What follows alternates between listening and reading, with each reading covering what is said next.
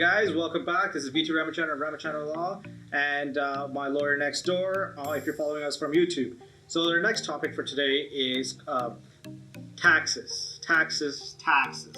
So what happens when a person dies and what's the taxes on it? As you well know, well in Canada at least, there's taxes on everything, and they're hella going to be a tax when you die. So let's go through them. There's really three major types of taxes that you have to consider. One, we'll put the probate fee as the number one, the first type of tax. So in Ontario, probate fees is the fee that you have to pay, or it's called estate administration tax, that you pay to the Ontario government, and usually you pay this in order for you to get a certificate of appointment of an estate trustee with a will or without a will. Click on our other videos so you'll learn more about those topics. But in Ontario, how it works is for up to the first $50,000, there is a very nominal amount of taxes, and then as the size of your estate grows, there is a sliding scale. So what we'll do is we'll put a link to the estate administration tax calculator so you can start plugging in some numbers and seeing what your taxes are like.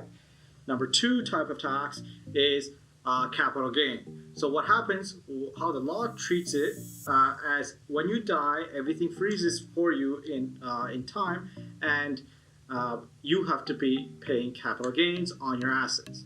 However, there's a few exceptions. For example, if it's your principal place of residence, since on a sale, normally when you sell your home that you live in, you don't pay any capital gain taxes. Therefore, even when you die, your family or your next of kin doesn't have to pay the capital gain taxes for the house that you lived in when you die.